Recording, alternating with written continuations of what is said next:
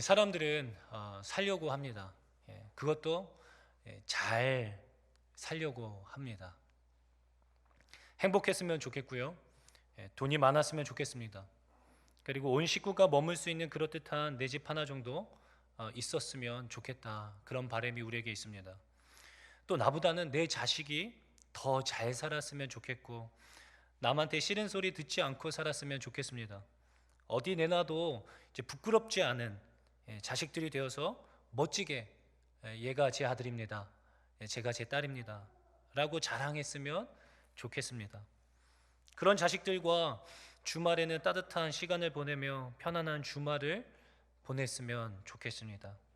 그리고 1년에 한두 번 정도는 해외여행을, 또는 해외여행이 쉽지 않다면 국내 여행을 다니면서 여유를 누릴 수 있으면 좋겠다, 그런 생각이 듭니다. 그리고 노년에는 그렇게 크게 돈 걱정하지 않고 편안한 노후를 보내다가 고통 없이 편안하게 잠들듯이 죽었으면 좋겠다. 그리고 눈 떴을 때는 천국이었으면 좋겠다. 그렇게 살고 싶은 마음이 우리 안에 있습니다. 모두가 살고 싶은 꿈 같은 삶이지요. 정말 좋을 것 같습니다. 누구나가 원하는 원더풀한 삶입니다. 그래서 많은 사람들이 이러한 삶을 동경하며 부단히 오늘을 최선을 다해서 열심으로 살고 있습니다. 그런데 희한합니다. 예수님은 오늘 저와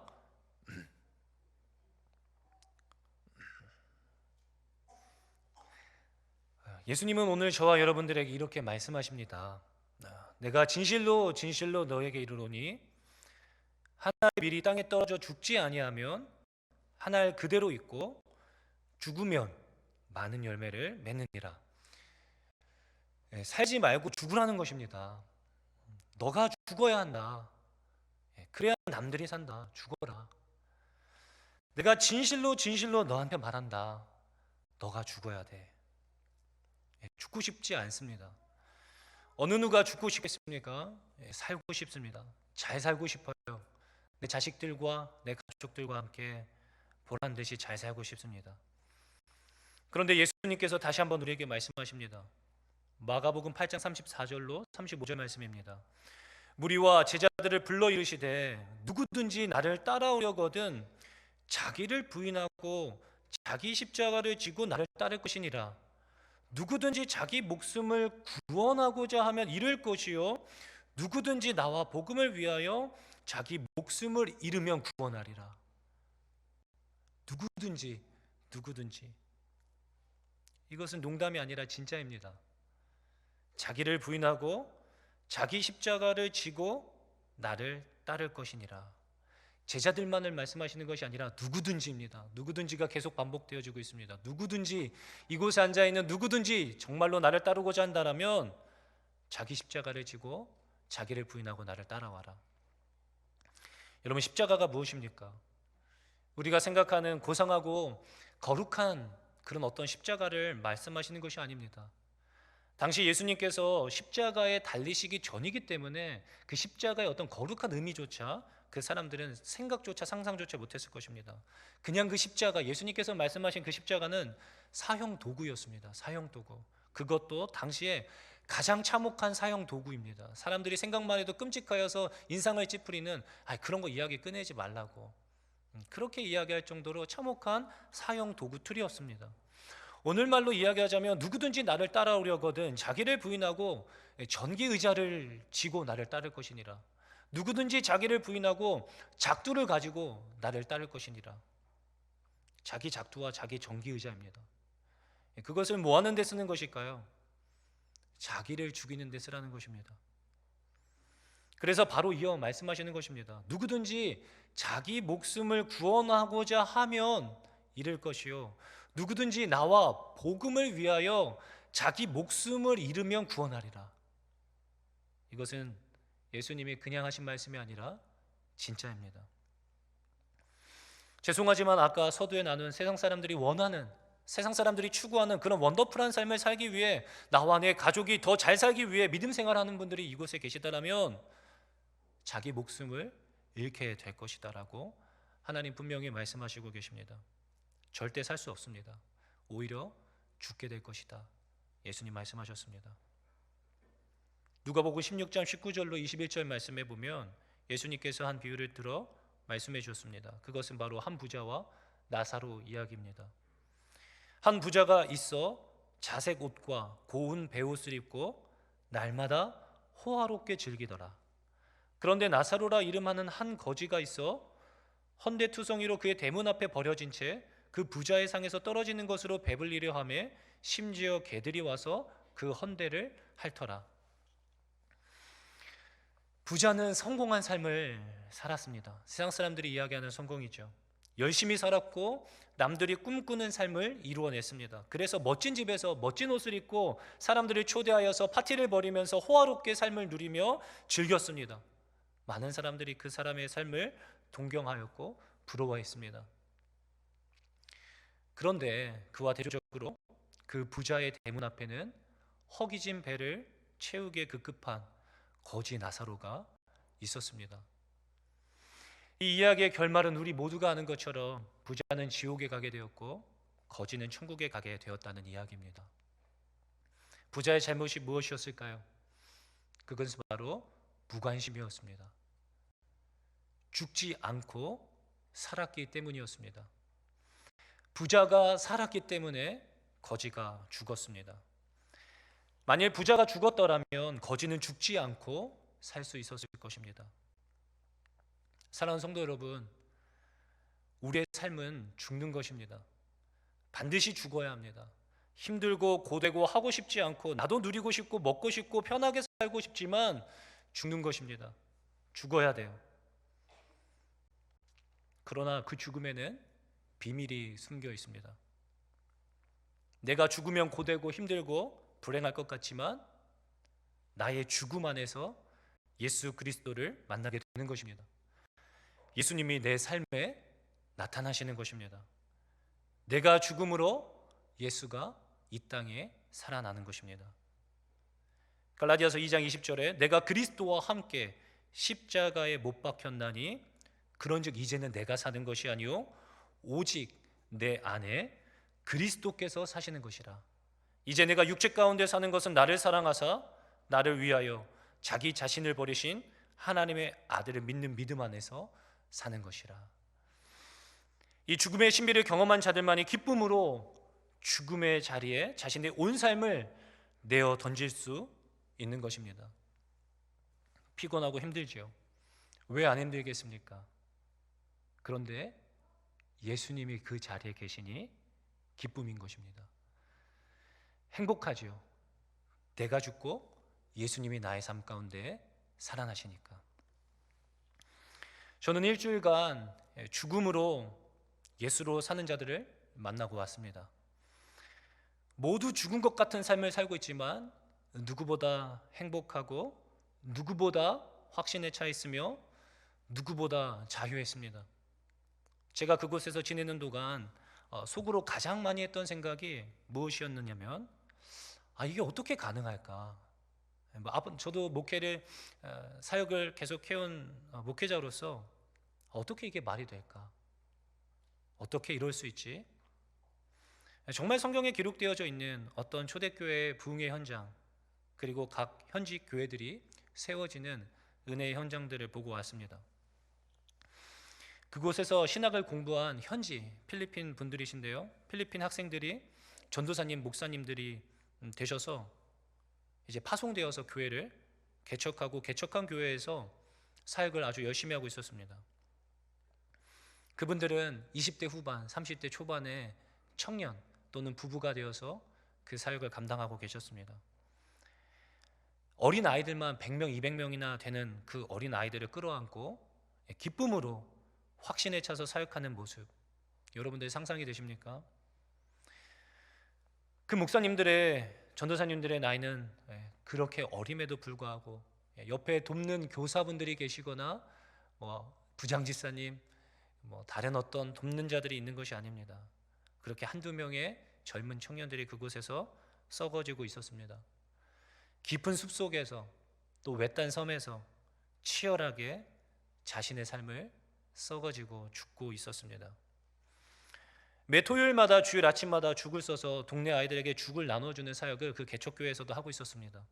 그러니까 교회를 개척하자마자 그곳에 있는 한 목사님께서 여자 목사님이셨는데 32살이신 목사님이셨는데 교회를 개척하자마자 그 주에 100명, 200명, 100에서 200명 되는 아이들이 몰려왔다고 합니다.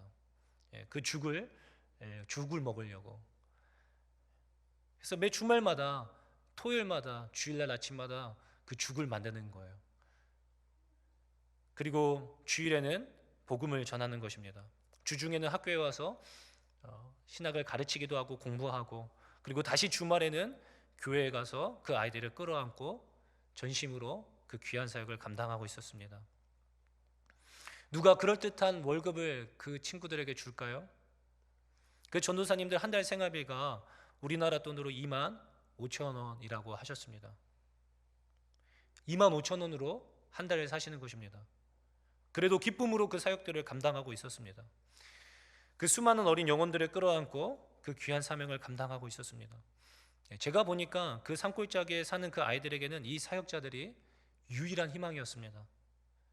그 목사님들, 전도사님들이 계시지 않으면 그 아이들은 절대로 하나님을 만날 수 없는 것입니다. 그들이 그곳에서 썩어지고 있기 때문에 예수의 이름이 그 자리에 드러날 수 있었습니다. 그 전도사님, 목사님들이 너무 해맑게 웃으면서 그 청년들이죠, 그들은 그 사역을 너무나 행복하게 감당하고 있었습니다. 사랑하는 성도 여러분, 여러분들은 지난 주말에 무엇 하셨습니까? 아니 어제 여러분 무엇 하시며 하루를 보내셨습니까? 어제도 그 전도사님들, 젊은 청년들은 동일하게 그 아이들을 먹이고 말씀으로 양육하고 있었을 것입니다. 저와 여러분들은 썩어지고 있습니까? 죽고 있습니까? 아니면 살고 계십니까? 죽으셨습니까? 아니면 호화롭게 즐기며 살고 계십니까? 저는 지난 캄보디아 단기 선교를 다녀왔을 때는 이제 가슴이 아프고 더욱더 열심으로 내가 사역을 해야 되겠다, 그런 생각이 들었습니다. 그러나 이번 필리핀 단기 선교를 다녀오고 나서는 제 스스로 너무나 부끄러운 마음이 많이 들었습니다. 너무도 젊은 많은 것들을 누리고 싶어할 나이의 귀한 청년들이 죽음의 자리에 환한 미소를 지으며 온 삶을 내어 던지고 있었습니다.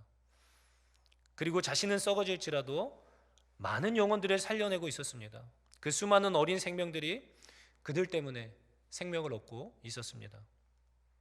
아니 어떻게 이렇게 귀한 청년들이, 젊은 청년들이 이렇게 귀한 사역을 감당하면서 뜨겁게 하나님을 위해 헌신하고 썩어질 수 있을까? 저도 청년 사역을 하고 있는데 그런 한두 명의 청년 양육하는 것도 참 너무 힘든데, 그곳에는 너무나 많은 신학생들이 복음을 위하여 자신의 온 인생을 내어던지고 있었습니다. 그런 교회가 한두 개가 아니라 7개의 교회가 세워져 있었습니다. 또 신학교에서는 약 25명의 학생들이 또 목회자가 되기 위하여서 공부하고 준비하고 있었습니다. 이 한국 땅에 수많은 전폭적인 지지와 기도 속에 청년 사역을 이루고 있는 저에게는 너무나 부끄럽고 그들의 삶이 부러웠습니다. 이해가 되지 않았습니다. 아니 어떻게 이게 가능할까? 배를 타고 섬에 있는 교회에 들어갔던 적이 있었습니다. 한 40분을 타고 들어가는데요, 이렇게 들어가는데 제가 배를 타고 가다가 제가 잠깐 뒤를 돌아보았습니다. 그러니까 파란 하늘, 정말 하늘이 너무 예뻤습니다. 그 파란 하늘, 너무나 높고 푸른 하늘을 그 아래로 배 제일 뒤편에 머리가 하얗게 새신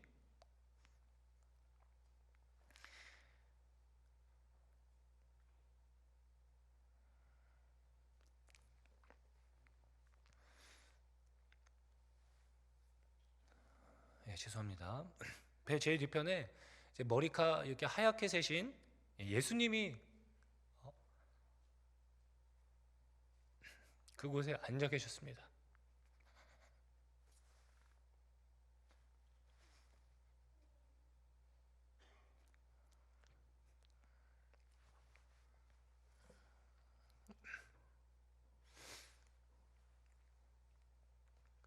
필리핀의 그 온 가족들과 함께 그 30살 중반에 그 가족들과 함께 그곳에 오신 임승훈 선교사님의 가족, 임승훈 선교사님이셨습니다. 그 한 사람의 썩어짐으로 그의 가족들이 그 땅에 뿌려짐으로 그것에서 죽어짐으로 그 땅에 귀한 열매가 맺혀진 것입니다. 너무나 말도 안 되는, 너무나도 하나님이 기뻐하시는 귀한 열매가 그곳에 맺혀짐으로 주님께 영광 올려드리고 있었던 것입니다. 제가 선교사님께 여쭈어보았습니다. 선교사님, 이게 어떻게 가능한 건가요? 어떻게 이런 사역을 하실 수 있었는가? 제가 여쭈어보았습니다. 그러니까 선교사님 뭐라 말씀하셨느냐면 굉장히 투박하게 내가 하려고 하면 안 되지만 주님 하시려는 것에 내가 쓰임 받으면 대박 나는 것이라는 것입니다. 주님이 하시는 일이니 안 될 수가 없다는 것이죠. 그냥 그 일에 나는 쓰임 받으면 쉽다는 것이었습니다. 내가 죽는 것이죠. 내가 죽고 예수로 사는 자의 고백이 아닐 수 없었습니다. 너무나 명쾌하고 쉬운 답이었습니다. 그렇게 그의 썩어짐으로, 그의 가정의 죽어짐으로 그곳에는 지금 7개의 교회가 세워져서 현지 목회자들이 그곳에서 열심으로 사역하고 있는 그 교회를 읽어낼 수 있었습니다. 저는 감히 그분이 그 현지에 도착하셔서 어떤 사역을 하셨을까 상상조차 하지 못하겠습니다. 상황이, 선교사님께서 너무 좋은 것들을 이야기하고 이곳에서 은혜만 이야기했지만 사실 선교사님께서 눈물의 사역에 그것들을 이야기하고자 한다면 끝도 없었을 것입니다. 하나님은 얼마나 기쁘실까요?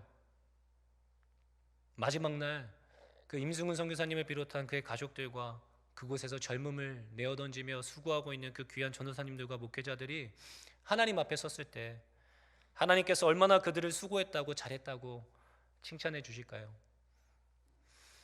저 천국에서 예수님과 저들이 서로 끌어안고 너무 수고 많았다고, 우리 참 치열하게 잘했다고 같이 덩실덩실 춤을 출 때 과연 나는 저들과 같은 무리에 낄 수 있을까?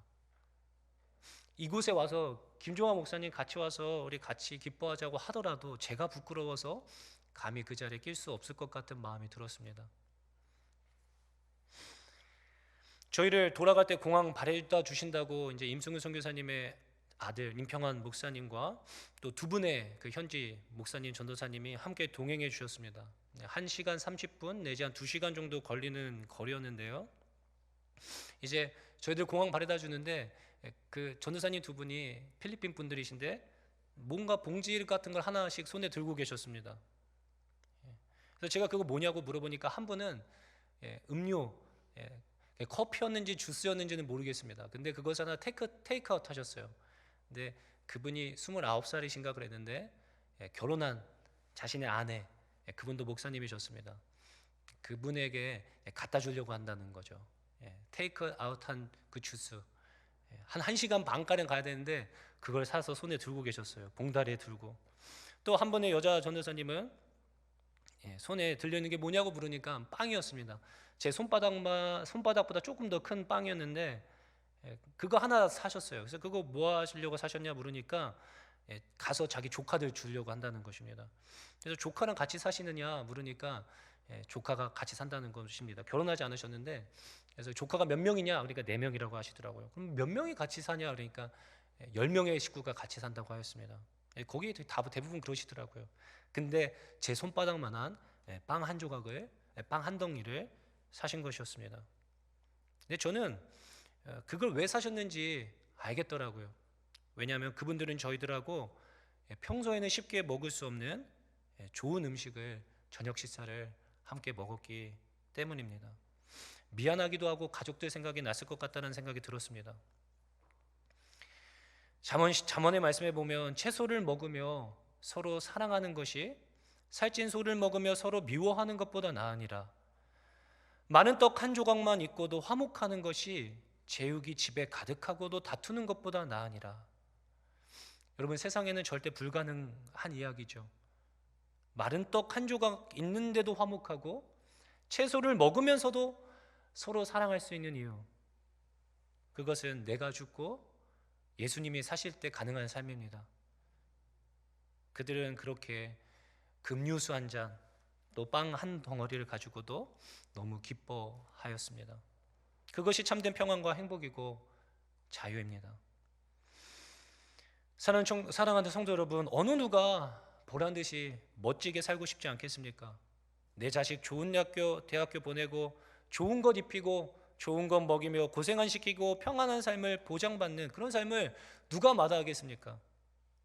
그러나 내가 죽고 예수님이 사실 수 있다면 기쁨으로 죽는 것입니다. 내가 죽음으로 많은 열매를 맺을 수 있다면 기쁨으로 죽는 것입니다. 이것이 예수님을 따라가는 참된 제자들의 삶인 줄로 믿으시기 바랍니다. 내가 진실로 진실로 너에게 이르노니 한 알의 밀이 땅에 떨어져 죽지 아니하면 한 알 그대로 있고 죽으면 많은 열매를 맺느니라. 여러분들은 어느 땅에 떨어지셨습니까? 하나님께서 여러분들을 어느 곳에 지금 뿌리셨습니까? 여러분, 그곳에서 너무 잘 살려고 하지 마십시오. 썩어지는 것입니다. 죽는 것입니다. 그러면 나로 인해 귀한 열매들이 그 자리에 열매 맺혀지게 될 것입니다. 사는 삶이 아니라 죽음으로 예수님을 만나고 예수님을 만나게 하는 귀한 인생들 되시기를 예수님의 이름으로 축원합니다.